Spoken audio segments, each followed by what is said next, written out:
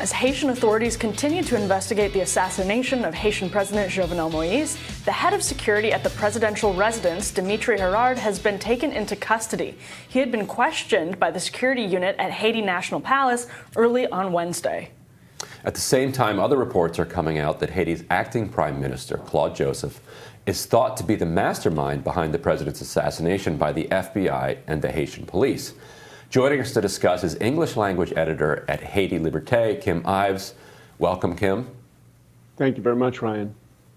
So what is the latest that we know about the investigation into the assassination? Well, there's been a lot of speculation that he might have been killed by a security detail because people thought that he may have been tortured because he was missing an eye, as autopsy photos that went out on social media indicated, and they showed that his body was pretty beat up, broken bones and shot up, etc. So this led to thoughts that somebody with a lot of hatred or anger had tortured him beforehand. But we got an account from somebody who spoke directly to Martine Moïse, and she said, no, it was the Colombians who shot her first and then shot him, and with machine gun fire. And we consulted a pathologist who looked at the x-rays and pictures and said what he saw was consistent with the damage and trauma that a machine gun would make if shot at somebody at close range. So it's looking like that. I see they picked up Dimitri Hérard. He's been central to a lot of the speculation. And who knows, I heard that he may have gone to Colombia and he may have been in cahoots with them in some way, but it seems the actual shooting of the presidential couple was done by the Colombians. And La Semana has a piece this morning which says one of the mercenaries confessed that 7 of them pulled the trigger, in fact. Wow. So what does that tell us about the motivations of the operation? What does learning that this increasingly does appear to be the work of the Colombians tell us about why this operation was carried out? Well, our working hypothesis is that it was carried out by the sector of the Haitian bourgeoisie, which has been at war, which has been feuding with President Moïse. There was basically a falling out among thieves, if you will, after the Petrocaribe funds from Venezuela's Solidarity Project to Haiti, where from 2008 to 2018, they provided 20,000 barrels of oil a day, and 40% of the revenue from that could go into a fund, which was supposed to finance roads and hospitals and schools, etc. But when that all ended, it was being embezzled by the Haitian government officials. The party ended, and they started to fight among each other. And Moïse was in a very bitter feud with them. One of the principal bourgeois families had an arrest warrant out against him, and it looks like that was one factor, plus the factor that there's a revolution brewing in Haiti's vast shanty towns, and they were scared to death of that. How does Christian Sano, the kind of Haitian-born American pastor who's been arrested, factor into this question? Well, I can guarantee he's a complete front. He is by no means. He's sort of an Oswald-like figure. They're just trying to pin it on him. He definitely did not mastermind this or fund it, etc. He was a very marginal guy. I spoke to people in Brooklyn here yesterday who knew him when he was going around. He'd been in Arizona for a while, so he was apparently bankrupt, and so obviously they had him do the dirty work. So if things did go awry, the blame would land on him. But I'm 100% sure that it wasn't him who was behind it. This was the big families. This was a lot of money. 30 guys, $3,000 a month, weapons, cars, telephones, you name it. This was hundreds and hundreds of thousands of dollars went into this operation. The Black Alliance for Peace has come out in solidarity with the Haitian people, tweeting that they're against the United States and the United Nations intervention into the country and will be holding a protest in Washington, D.C. today. Kim, can you tell us a little bit about what the American media is getting wrong when it comes to covering the assassination in Haiti? Well, I think they have to look at what is the motivation. First thing, it's inconceivable to me, to us at Haiti Liberté, that the U.S. Embassy could not have been aware of this. This had a giant footprint. They're monitoring cell phone traffic and internet traffic. So how did they not know about this? They blew the whistle on a similar attempt 20 years ago against President Preval and told him, and the conspirators got rounded up, even though they got away and later were part of the coup d'etat against Jean-Bertrand Aristide 4 years later.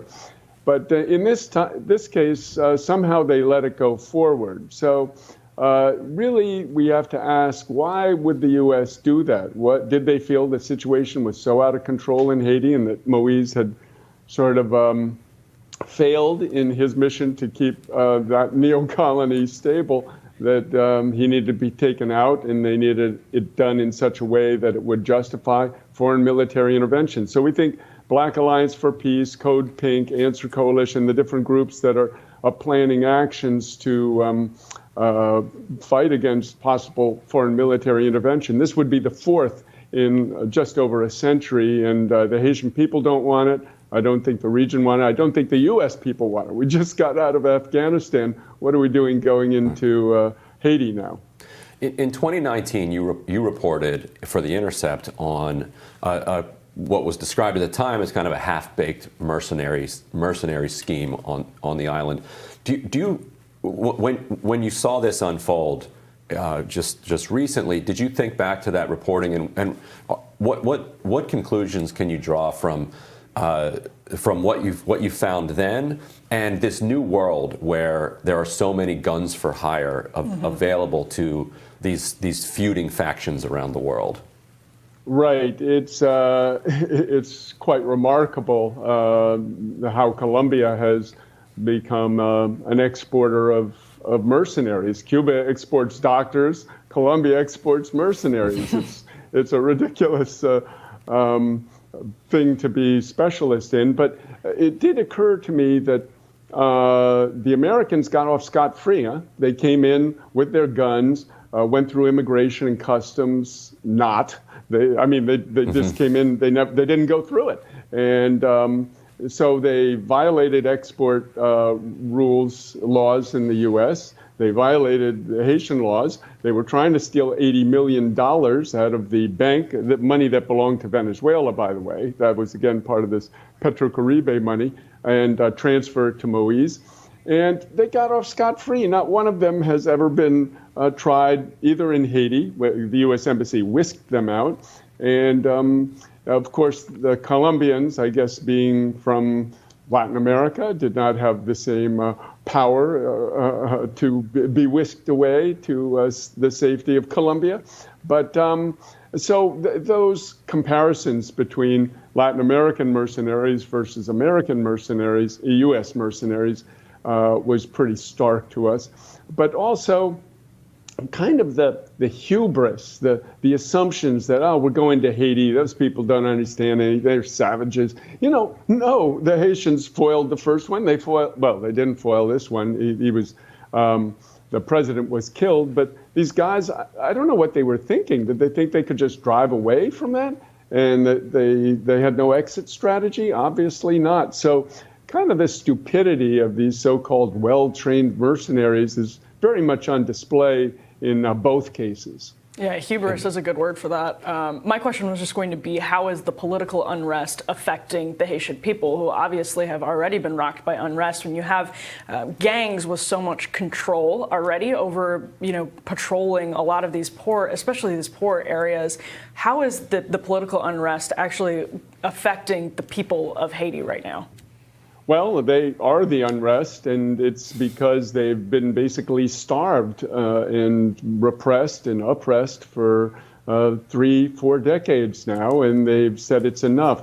I mean, these organizations that have formed in the shanty towns. They're called gangs, which is sort of a pejorative term, but they're neighborhood organizations. They are now armed, and many of them are aligned in an alliance, which is trying to stamp out crimes, stamp out kidnapping, stamp out the rape and extortion and other crimes that have been committed by some gangs, if you will, in desperation, trying to find a way to survive. But some of the gangs have said, no, we can't have this, and we need a revolution in the country. We need to finish with this system, which is killing most of the Haitian people on a low intensity level every day, dying of starvation and disease that can be prevented.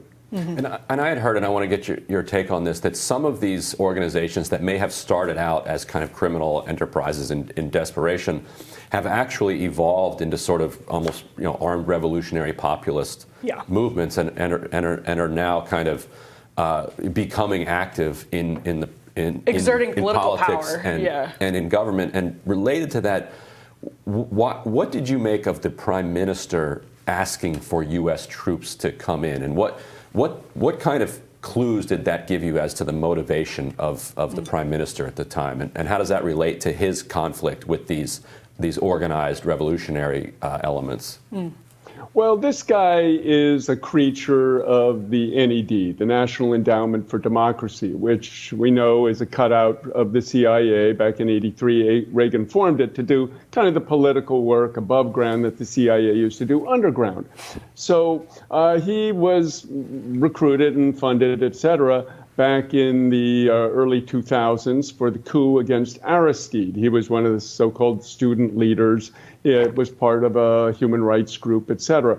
So it's no surprise for him to come. Here's a puppet of the U.S. who's asking the puppeteer to come save his country. And I mean, it's pretty pathetic. I don't know why they thought nobody would see this, but the Haitian people are almost universally opposed to any foreign military intervention in the country. They've had enough of it. In fact, it could be argued that since 1915, when the first U.S. Marine intervention happened, what we see today is the result of that, the debilitation of the state, the wrecking of the economy.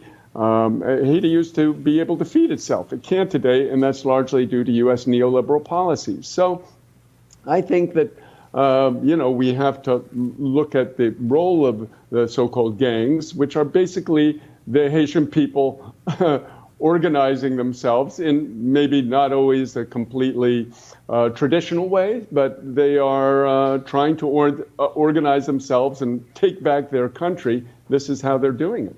Mm-hmm. Well, Kim, thank you so much for joining us here on Rising. Thank you for inviting me. And we'll have more Rising right after this. Don't forget to like, share, and subscribe so you never miss any of our new content.